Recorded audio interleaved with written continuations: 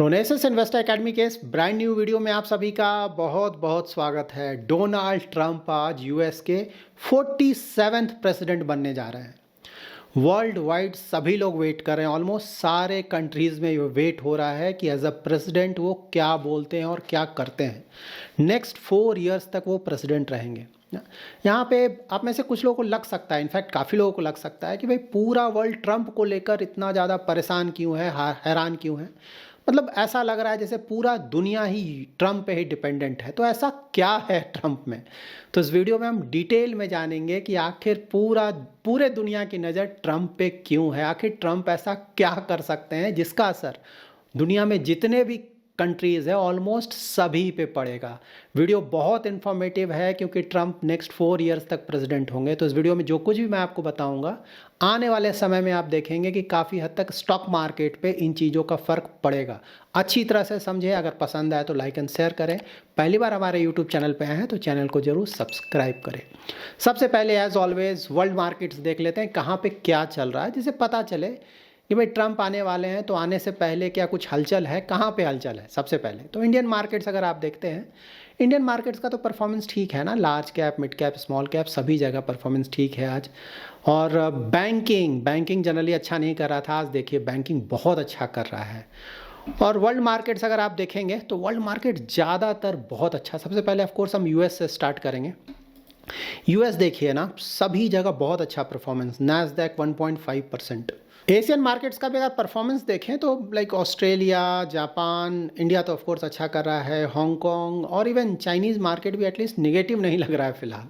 तो world wide markets का overall performance देखें तो परफॉर्मेंस अच्छा आ रहा है, जो कि अच्छा सिग्नल है। यूएस का डॉलर इंडेक्स देखेंगे तो 110 चला गया था ना, 109 के आसपास है फिलहाल, तो काफ़ी हद तक कंट्रोल में है यूएस का डॉलर इंडेक्स।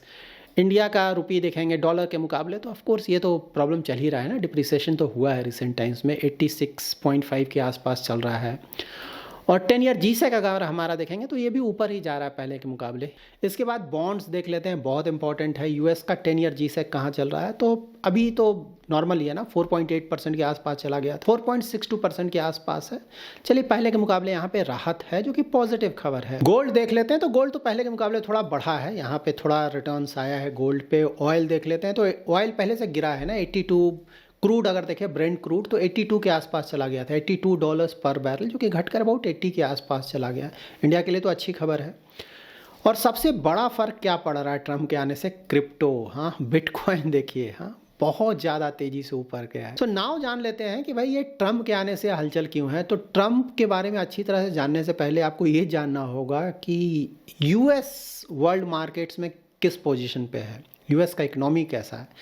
क्योंकि ट्रंप जो भी हम बोल रहे हैं वो इसलिए इंपॉर्टेंस उनका है क्योंकि वो यूएस के प्रेसिडेंट बनने जा रहे हैं। तो सबसे पहले ऑफकोर्स हमें जानना होगा कि यूएस का इंपॉर्टेंस इतना ज़्यादा वर्ल्ड इकोनॉमी में क्यों है। बहुत सारी चीज़ मैंने पहले भी आपको बताया है, थोड़ा और मैं उसमें एडिशन करूंगा यहाँ पे।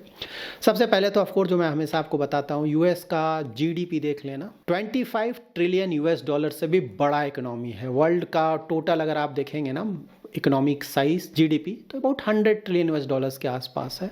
तो अकेले 25% यूएस का है। सेकंड पे चाइना आएगा अबाउट 15 ट्रिलियन के आसपास। और फिर नीचे थर्ड ऑनवर्ड्स तो बहुत पीछे है ना। Japan about 4.25, Germany about 3.85, India about 3.4 के आसपास। तो देख सकते हैं कितना ज़्यादा इंपॉर्टेंस है यूएस का, कितना बड़ा इकोनॉमी है। मार्केट कैप देखिए और भी ज़्यादा इंपॉर्टेंट है। Market cap 54 trillion US dollars के आसपास, ठीक है, यूएस का अकेले। और पूरे वर्ल्ड का अगर आप देखेंगे मार्केट कैप से ना कंपेयर करेंगे तो ऑलमोस्ट 60% अकेले यूएस का मार्केट कैप है। ह्यूज मार्केट कैप इतना बड़ा क्यों है? कंपनीज ना, देखिए वहाँ का आप मार्केट कैप देखें कंपनीज का, जो बड़ी कंपनीज है। एप्पल का market cap 3 trillion US dollars के आसपास, एनवीडिया का भी 3 ट्रिलियन यूएस डॉलर्स के आसपास, माइक्रोसॉफ्ट ऑलमोस्ट 2.7, अल्फाबेट जो कि गूगल की पेरेंट कंपनी है 2 ट्रिलियन यूएस डॉलर्स के आसपास, अमेजॉन 2 ट्रिलियन, मेटा फेसबुक की कंपनी है ना 1 trillion plus, Tesla 1 trillion plus, उसके बाद ब्रॉडकॉम भी 1 ट्रिलियन यूएस डॉलर्स का मार्केट कैप पहुँचने वाला है। इंडिया की कंपनीज का मार्केट कैप कितना होता है? देखिए यहाँ पे इंडिया में अगर आप 100 बिलियन डॉलर्स का भी मार्केट कैप कवर कर लेते हैं ना, मतलब क्रॉस कर लेते हैं तो बहुत बड़ा माना जाता है। तो 100-200 बिलियन यूएस डॉलर्स यही रेंज होता है हमारी जो बड़ी कंपनीज। इसलिए हमारी जो कंपनीज़ हैं बड़ी कंपनीज, उसे हम लार्ज कैप बोलते हैं। जबकि यूएस की जो बड़ी कंपनीज़ हैं, जो कि इंडिया की जो बड़ी बड़ी कंपनीज़ हैं उससे अबाउट 10-20 टाइम्स बड़ी हैं, उसे हम मेगा कैप्स बोलते हैं। तो इंडिया में हमारे जैसे जो लार्ज कैप कंपनी बहुत सारी भरी पड़ी हैं वहाँ की कंपनीज, इसीलिए मार्केट कैप बहुत ज़्यादा है। यूएस का अगर आप बॉन्ड मार्केट देखेंगे ना, वो भी वर्ल्ड का सबसे बड़ा मार्केट है। यूएस का जो गवर्नमेंट सिक्योरिटीज़ है, वर्ल्ड की ज़्यादातर जो कंट्रीज़ हैं उनका जो सेंट्रल बैंक है ना, उनका जो फॉरेक्स रिजर्व्स होता है उसका एक बड़ा हिस्सा यूएस की गवर्नमेंट सिक्योरिटीज़ में इन्वेस्ट होता है। चाइना का बहुत ज़्यादा इन्वेस्टमेंट है यूएस के गवर्नमेंट सिक्योरिटीज़ में, जापान का बहुत ज़्यादा इन्वेस्टमेंट है, इंडिया का बहुत ज़्यादा इन्वेस्टमेंट है। तो इसलिए इन्वेस्ट किया जाता है क्योंकि उसे बहुत ज़्यादा सेफ माना जाता है कि वर्ल्ड वाइड कहीं भी प्रॉब्लम आ जाए वहाँ पे प्रॉब्लम नहीं आएगा, या फिर एटलीस्ट जो भी प्रॉब्लम आएगा लास्ट में वहाँ पे प्रॉब्लम आएगा। पूरा का पूरा वर्ल्ड में प्रॉब्लम है लेकिन यूएस रिलेटिवली सेफ माना जाता है। रेटिंग भी देखें तो AAA और AA+ है वहाँ का रेटिंग, कंट्री का रेटिंग। तो इसीलिए, और अगर टोटल अगर आप देखें ना investments global forex currency reserves का, तो उसमें 59% अकेले डॉलर एसेट में इन्वेस्ट किया गया है, 59%। सेकंड आता है यूरो जो कि बहुत पीछे है, 20%। वर्ल्ड का अगर आप टोटल बोरोइंग देखेंगे ना, मतलब वर्ल्ड में जो डिफरेंट कंट्रीज़ हैं या फिर जो कंपनीज़ हैं उनका टोटल बोरोइंग अगर आप देखेंगे तो यूएस डॉलर में अबाउट 64% ये डेट है। मतलब जो भी डेट उन्होंने रेस किया है 64% डेट यूएस डॉलर में किया है, आप समझ सकते हैं। उसके बाद यूएस डॉलर का इंपॉर्टेंस एक और, जो फॉरेन ट्रेड होता है ना, उसमें टोटल जो ट्रेड है उसमें 54% ट्रेड यूएस डॉलर्स में होता है। तो मोस्टली अब आपको समझ में आ गया होगा कि यूएस का इंपॉर्टेंस कितना ज़्यादा है, यूएस में क्या होता है उसका असर पूरे दुनिया पे पड़ेगा। और ट्रम्प एक रिपब्लिकन ना, पहले जो बाइडेन थे वो डेमोक्रेट थे, अब ये रिपब्लिकन है, मतलब इनकी पार्टी का नाम रिपब्लिकन है। और दोनों का जो तरीका होता है ना, मतलब गवर्नमेंट चलाने का, देश चलाने का, वो बिल्कुल अलग होता है। तो पहले यूएस में जो 4 इयर्स तक हुआ उसके मुकाबले अब जो यूएस में होगा वो काफ़ी हद तक अलग होगा और उसका असर वर्ल्ड की सारी कंट्रीज़ पे पड़ेगा, ठीक है। और यहाँ पे एक और बड़ी बात यह है कि ट्रम्प के पास वहाँ जो हाउस ऑफ रिप्रेजेंटेटिव है और सीनेट है, दोनों में मेजोरिटी है। जैसे इंडिया में ना लोकसभा है, राज्यसभा है, तो किसी पार्टी का अगर दोनों में मेजोरिटी होता है तो कुछ भी कर सकता है, कोई भी बिल पास करा सकता है। उसी तरह से ट्रम्प के पास दोनों में मेजोरिटी है, तो ट्रम्प ऑलमोस्ट जो चाहे करेंगे और उसका असर यूएस पे तो पड़ेगा ही, हमारे ऊपर भी पड़ेगा। नाउ हम जान लेते हैं कि ट्रम्प ऐसा क्या क्या कर सकते हैं जिसका असर हमारे ऊपर पड़ेगा, ठीक है। मतलब वर्ल्ड वाइड ज़्यादातर इकोनॉमीज़ पे पड़ेगा या फिर हमारे स्टॉक मार्केट्स पे पड़ेगा। तो देखिए, सबसे बड़ा इशू जो यहाँ पे आ रहा है वो है टैरिफ का। टैरिफ का मतलब ये हुआ कि जो भी आप एक्सपोर्ट कर रहे हैं यूएस को ना, तो यूएस वहाँ पे जो भी सामान आप वहाँ बेचने जा रहे हैं उस पर टैरिफ लगाएगा। मतलब कि 100 रुपये का मान लीजिए सामान आप बेचने जा रहे हैं, तो मान लीजिए यूएस ने 20% का टैरिफ लगा दिया, तो वहाँ पे आपका सामान यूएस में 120 रुपीज़ में बिकेगा, ठीक है। और ये 20 रुपीज़ वो यूएस गवर्नमेंट के पास जाएगा क्योंकि वो टैक्स है एक तरह का, तो उनका वो प्रॉफिट होगा। लेकिन आज जो सामान बेचने जाएगा उसका तो सामान बहुत महंगा हो जाएगा यूएस में ना, तो आपका सामान का एक तो डिमांड वहाँ कम हो जाएगा, बहुत महंगा, और प्लस यूएस में इन्फ्लेशन बढ़ने का भी रिस्क हो जाएगा क्योंकि महंगा सामान वहाँ बिक रहा है, ठीक है। तो ये है, तो इसके कारण पूरे वर्ल्ड में प्रॉब्लम इसलिए होगा क्योंकि जो यूएस है वो वर्ल्ड का सबसे बड़ा इम्पोर्टर है, वर्ल्ड का सबसे ज़्यादा इंपोर्ट यूएस ही करता है, ठीक है। तो बहुत सारी कंट्रीज़ यूएस में अपना एक्सपोर्ट करती हैं और इसलिए अगर यूएस टैरिफ लगाएगा तो ज़्यादातर कंट्रीज़ पे फ़र्क पड़ेगा। ट्रम्प का तो यहाँ तक बोलना है कि भाई मैं चाइना पे अप टू 60% का टैरिफ लगा दूंगा, और सबसे बड़ा उनका जो ट्रेडिंग पार्टनर है वो चाइना ही है। सबसे ज़्यादा जो एक्सपोर्ट करता है यूएस को वो चाइना ही है, मतलब सबसे ज़्यादा इम्पोर्ट यूएस में चाइना से ही होता है। तो अगर चाइना पे इतना ज़्यादा टैरिफ लगता है तो ऑफकोर्स चाइना में बहुत ज़्यादा प्रॉब्लम होगा। उसके बाद मैक्सिको और कनाडा भी बहुत ज़्यादा एक्सपोर्ट करते हैं यूएस को, उन पे बोल रहे हैं कि 25% का टैरिफ लगा देंगे। और वर्ल्ड में जो बाकी कंट्रीज़ हैं जो कि वहाँ एक्सपोर्ट करते हैं उस पर बोल रहे हैं 10% सभी पे मैं टैरिफ लगा दूंगा। तो देखिए, बोलने और करने में ऑफकोर्स अंतर होता है। तो ऐसा नहीं लगता है कि इस तरह का टैरिफ यूनिवर्सली सारे प्रोडक्ट्स पे लग जाएगा, पॉसिबल नहीं, क्योंकि इससे यूएस को भी बहुत ज़्यादा प्रॉब्लम होगा, ठीक है। लेकिन हाँ, टैरिफ तो लगेगा, एग्जैक्टली कितना लगेगा आने वाले कुछ दिनों में हमें पता चलेगा। तो ये सबसे ज़्यादा फ़र्क डालने जा रहा है, तो कुछ दिनों में हमें एग्जैक्टली पता चलेगा कि कितना टैरिफ लगेगा। इससे ऑफकोर्स वर्ल्ड की ज़्यादातर कंट्रीज़ और हमारे ऊपर भी फ़र्क पड़ेगा। इसका क्यों फ़र्क पड़ेगा ऑफकोर्स हम आगे जानेंगे। इसके बाद सेकेंड वो बोल रहे हैं टैक्स कट्स। ना जो कंपनीज़ है उसका टैक्स कट कर देंगे। साथ ही जो बड़े बड़े लोग हैं वहाँ पे ना, रिच लोग, वहाँ भी उनका भी टैक्स कट किया जाने है। रिपब्लिकन्स इसके लिए जाने जाते हैं, उनके पॉलिसी में है कि जब भी आएंगे तो टैक्स कट करेंगे। उन्हें लगता है कि इससे ना इकोनॉमी को स्टिमुलेट किया जा सकता है और जीडीपी ग्रोथ हमारा बढ़ेगा, सबका अर्निंग बढ़ेगा, तो ओवरऑल कंट्री के लिए अच्छा है। तो टैक्स कट ऑलमोस्ट हमेशा करते हैं, ठीक है, और ट्रम्प भी वो करेंगे। तो यहाँ पे टैक्स कट जब भी आप करेंगे बिल्कुल वो इकोनॉमी के लिए अच्छा है ना। तो इसीलिए इस बार माना जा रहा है पूरे वर्ल्ड में, अगर आप मेजर इकोनॉमीज़ को देखें तो माना जा रहा है कि यूएस इकोनॉमी रिलेटिवली उसका एक तो परफॉर्मेंस अच्छा रहेगा और कंपनीज़ का परफॉर्मेंस अच्छा रहेगा, इकोनॉमी का परफॉर्मेंस अच्छा रहेगा, तो ऑफकोर्स स्टॉक मार्केट का भी परफॉर्मेंस अच्छा रहेगा। इसीलिए अगर आप मेजर इन्वेस्टमेंट बैंक्स का या ब्रोकरेजेस का रिपोर्ट पढ़ेंगे ना, बोला जा रहा है कि यूएस का जो स्टॉक मार्केट है इस साल भी, मतलब लास्ट 2 ईयर से तो ऑलरेडी 20% प्लस का रिटर्न दे रहा है और वैल्यूएशंस भी वहाँ बहुत ज़्यादा हो गया, लेकिन फिर भी इस साल भी लगता है कि उनका परफॉर्मेंस रिलेटिवली बेटर रहेगा। इसके बाद वो बोल रहे हैं कि इंडस्ट्री को डीरेगुलेट कर देंगे, मतलब अगर इंडिया में बोले ना, हम लोग बोलते हैं नौकरशाही को कम कर देना, तो उससे भी इंडस्ट्री को एक बूस्ट मिलेगा। उसके अलावा आप बोल रहे हैं कि जो मास डिपोर्टेशन कर लेंगे, मतलब जो भी इलीगली यूएस में रह रहे हैं ना, तो एक फिगर आया है कि अबाउट 11 मिलियन लोग वहाँ पे इलीगली रह रहे हैं यूएस में। तो सबको निकालना तो पॉसिबल नहीं होगा, लेकिन हाँ वैसे लोग एक तो जो कि जिनके पास प्रॉपर पेपर्स नहीं यूएस में रह रहे हैं और प्लस वहाँ पे इलीगल काम भी कर रहे हैं, तो सबसे पहले लगता है कि उन लोगों को तो बिल्कुल इमीडिएटली निकाल दिया जाएगा। इसके अलावा जो रिपब्लिकन प्रेसिडेंट्स बनते हैं यूएस में ना, वो जब भी आएंगे वो ऑयल का प्रोडक्शन बढ़ा देते हैं। लाइक बाइडेन ने वहाँ जो ऑफशोर ड्रिलिंग होता था ना उसे बंद कर दिया था, ठीक है। तो ट्रम्प बोल रहे हैं कि जैसे ही मैं आऊँगा उसे स्टार्ट कर दूंगा तो ऑयल प्रोडक्शन वहाँ बढ़ जाएगा। और प्लस जब भी ट्रम्प, लाइक लास्ट टर्म भी में आए थे ना, फर्स्ट टर्म अगर आप उनका देखेंगे ट्रम्प का, तो उस समय भी उन्होंने ओपेक प्लस कंट्रीज़ पे प्रेशर बनाया था कि भाई ऑयल का जो प्राइस है क्रूड ऑयल का वो ज़्यादा नहीं जाना चाहिए, 80 से ऊपर नहीं जाना चाहिए। इस बार भी ऐसा वो करेंगे। तो एक तो प्रेशर बनाएंगे दूसरे कंट्रीज़ पे कि भाई प्रोडक्शन बढ़ाओ और प्लस प्राइस ज़्यादा ना बढ़ाओ।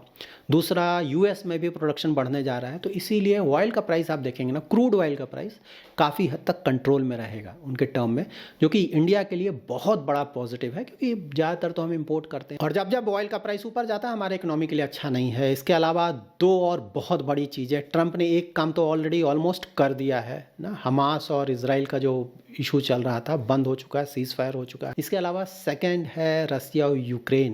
उन्होंने बोला मैं जैसे ही आऊँगा इसको भी बंद करा दूंगा और उस पर काम चल रहा है। मतलब अगर आप रिपोर्ट्स पढ़ेंगे ना तो काम चल रहा है और बहुत जल्दी ऐसा लगता है कि वो भी बंद हो जाएगा। तो ये सब बहुत बड़ा पॉजिटिव है। अभी तक हमने यूएस का बहुत सारा पॉजिटिव जाना, आप कुछ निगेटिव भी जान लेते हैं। देखिए किसी भी कंट्री का पॉजिटिव निगेटिव दोनों होता है, ऐसा तो नहीं है कि सिर्फ पॉजिटिव है। उसका सबसे बड़ा निगेटिव है उसका डेट। 36 ट्रिलियन यूएस डॉलर्स का डेट है और सिर्फ इंटरेस्ट पेमेंट उनका होता है 1 ट्रिलियन यूएस डॉलर से ज़्यादा, 1 ईयर का इंटरेस्ट पेमेंट। और उनके सरकार का जो टोटल टैक्स रेवेन्यू है ना उसका 23% सिर्फ इंटरेस्ट पेमेंट पे जाता है और ये धीरे धीरे और बढ़ेगा, ठीक है। तो ये सबसे बड़ा हेडेक है। यहाँ पे जो ट्रम्प बोल रहे हैं ना कि मैं टैक्स कट बहुत ज़्यादा कर दूंगा, टैरिफ्स बहुत ज़्यादा लगा दूंगा और भी बहुत कुछ बोल रहे हैं, उसके कारण जो वहाँ पे इन्फ्लेशन है उम्मीद है थोड़ा बढ़ सकता है या फिर एटलीस्ट कमेगा नहीं, जो कि यूएस के लिए बहुत बड़ा हेडेक होगा ना। यूएस में आपको पता है अगर लास्ट ईयर देखें तो उसका सेंट्रल बैंक है फेड, उसने ऑलरेडी 1% का इंटरेस्ट रेट कट कर दिया है ऑलरेडी और उम्मीद था कि इस साल 4 रेट कट्स और करेंगे, लेकिन अब तो फेड बोला है 2 रेट कट करेंगे। और मार्केट का अगर आप देखें ना, जिस तरह का वहाँ यूएस का जो यील्ड है, इंटरेस्ट रेट है गवर्नमेंट सिक्योरिटीज़ का, जिस तरह से ऊपर जा रहा है उसे देखकर लगता है कि मुश्किल से 1 रेट कट ही होगा, वो भी शायद ना हो। इस तरह का माहौल है क्योंकि ट्रम्प का जो भी पॉलिसीज़ है ना उसके कारण ऐसा लग रहा है कि वहाँ का जो इन्फ्लेशन है वो कमेगा नहीं, या तो यहीं पे रहेगा, हो सकता है फिर कहीं बढ़ ना जाए, ये रिस्क आ गया है। तो ये बहुत बड़ा प्रॉब्लम है। इसीलिए वहाँ का 10 ईयर GSEC मैं हमेशा आप लोगों के साथ डिस्कस करता हूँ ना, मतलब 4% से काफ़ी नीचे चला गया था, वो ना 4.8% के आसपास चला गया। लेकिन हाँ फिलहाल जब ये जो डेटा आया उनका इन्फ्लेशन का थोड़ा कम होकर आया, कोर इन्फ्लेशन का डेटा, इसीलिए फिर थोड़ा घटा है, 4.6% के आसपास चला गया है। डॉलर भी बहुत तेज़ी से स्ट्रांग हुआ है ना, 110 के आसपास चला गया था डॉलर इंडेक्स, जो कि फ़िलहाल थोड़ा घटा है, 109 के आसपास चला गया। लेकिन देखना होगा ट्रम्प के पॉलिसीज़ क्या हैं, जैसा वो बोल रहे हैं करेंगे तो आप देखिएगा कि जो उनका 10 ईयर GSEC है ना 5% के आसपास आसानी से चला जाएगा और 5% क्रॉस भी कर जाए तो सरप्राइजिंग नहीं होगा। उनका जो डॉलर इंडेक्स है वो आराम से, अगर जिस तरह की पॉलिसीज़ की बात वो कर रहे हैं, आराम से वो और ज़्यादा स्ट्रेंथन होगा, 115-16 के आसपास भी अगर चला जाए तो सरप्राइजिंग नहीं होगा। तो देखिए ट्रम्प सही बात है, बहुत कुछ बोल रहे हैं, उनके पास स्ट्रेंथ भी है, कंट्री बहुत स्ट्रांग है, बहुत कुछ किया जा सकता है, लेकिन उनको बैलेंस बना कर चलना होगा। ठीक है, जिस तरह से बोल रहे हैं पूरा का पूरा उस तरह का नहीं कर सकते हैं, टैरिफ उस तरह का नहीं लगा सकते हैं, क्योंकि यूएस में भी प्रॉब्लम्स हैं। अगर वो ये सब करेंगे तो यूएस में भी बहुत ज़्यादा प्रॉब्लम्स आ सकता है। ठीक है, अब जान लेते हैं कि भाई इंडिया पे क्या फ़र्क पड़ेगा। ठीक है, यूएस के बारे में समझ लिया, ट्रंप के बारे में समझ लिया, इंडिया पे क्या फ़र्क पड़ेगा, क्योंकि इंडिया में रह रहे हैं, हमें सबसे ज़्यादा पहले तो यही जानना होगा। देखिए, इंडिया का जो टोटल एक्सपोर्ट्स होता है ना, उसका 18.5% के आसपास यूएस को एक्सपोर्ट होता है। आप समझ सकते हैं कितना ज़्यादा, मतलब यूएस के लिए देखेंगे तो बड़ा फिगर नहीं है, लेकिन हाँ इंडिया के लिए बहुत बड़ा फिगर है। मतलब क्योंकि हम अगर एक्सपोर्टर एज एक्सपोर्टर देखें तो बहुत छोटे एक्सपोर्टर हैं, बहुत ज़्यादा एक्सपोर्ट करते नहीं हैं। तो अगर फाइनेंशियल ईयर 24 देखें ना, तो उस समय हमारा एक्सपोर्ट था $77.52 बिलियन यूएस को एक्सपोर्ट था, और अब वहाँ से हमने इंपोर्ट किया $42.19 बिलियन ट्रेड डिफिसिट अच्छा खासा है, इसीलिए ट्रंप इसको लेकर परेशान है कि भाई इंडिया के साथ हमारा डिफिसिट बहुत ज़्यादा है, इसको कवर अप करना है। उसके साथ इस फाइनेंशियल ईयर का देखें, अभी ख़त्म नहीं हुआ है, लेकिन अभी तक का अगर आप देखेंगे तो हमने अबाउट $60 बिलियन का यूएस को एक्सपोर्ट किया है, और इंपोर्ट किया है अबाउट $33.4 बिलियन का। यहाँ पे भी आपको क्लियरली दिख रहा है ना ट्रेड डिफिसिट कितना ज़्यादा है। तो ये जो अमाउंट बोल रहा हूँ, अगेन मैं बोल रहा हूँ, यूएस के लिए बहुत छोटा अमाउंट है, क्योंकि बहुत बड़ा प्लेयर है, दूसरी कंट्री से बहुत ज़्यादा इंपोर्ट करता है। लेकिन हाँ, ट्रंप ऑफकोर्स ये मार्जिन देखेंगे तो इसलिए बिल्कुल हमारे ऊपर भी टैरिफ लग सकता है। नाउ हम जान लेते हैं कि इंडिया के कौन कौन से एक्सपोर्ट्स हैं जिस पर टैरिफ लग सकता है। तो बहुत सारे एक्सपोर्ट हैं हमारे, लेकिन हाँ जैसे ऑटो है, टेक्सटाइल है, फार्मा है, वहाँ पे लग सकता है, जेम्स एंड ज्वेलरी पे लग सकता है, और भी बहुत सारी चीज़ें हैं जहाँ पे टैरिफ्स लग सकता है।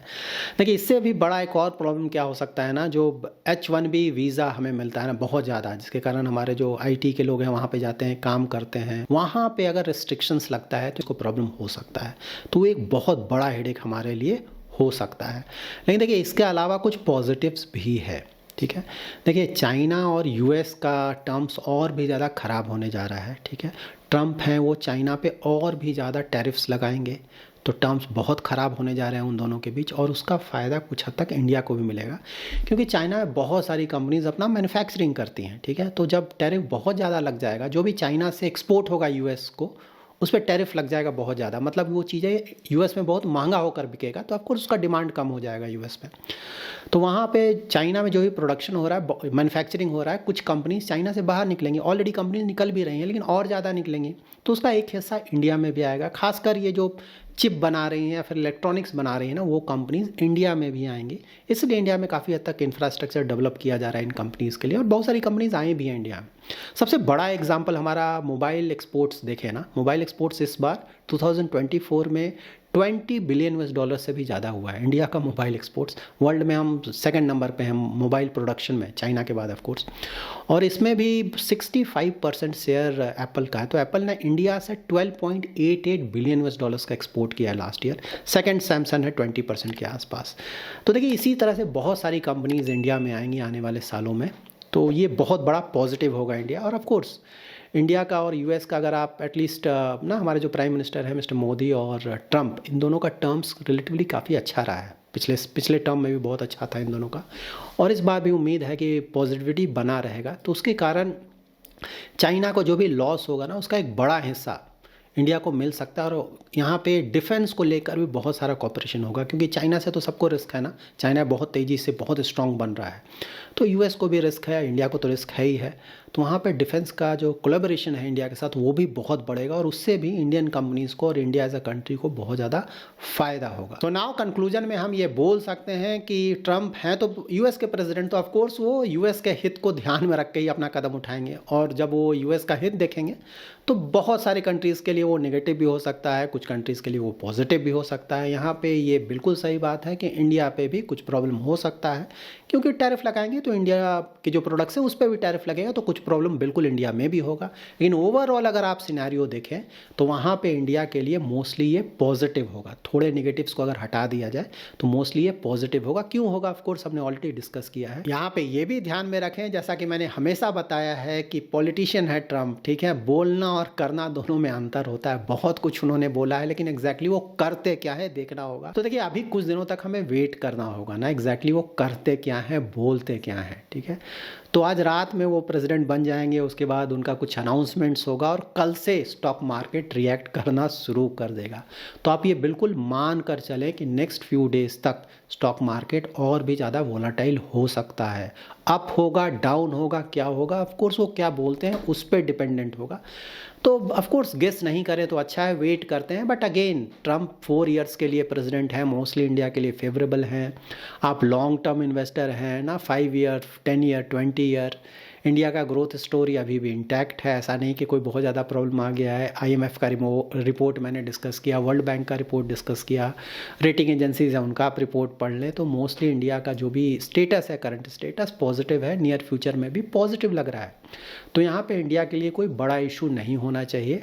जो भी इन्वेस्टर्स हैं उनके लिए अगर मार्केट थोड़ा बहुत गिरता है अच्छी बात है ना, हमारा वैल्यूएशन और अट्रैक्टिव हो जाएगा, इन्वेस्टमेंट करने का अच्छा समय होगा।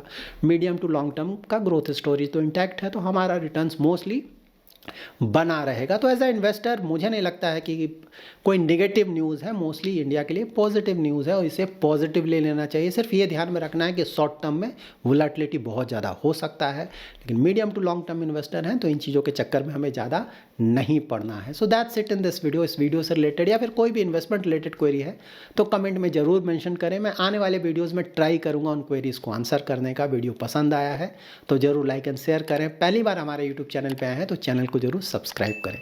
Thanks lot for watching.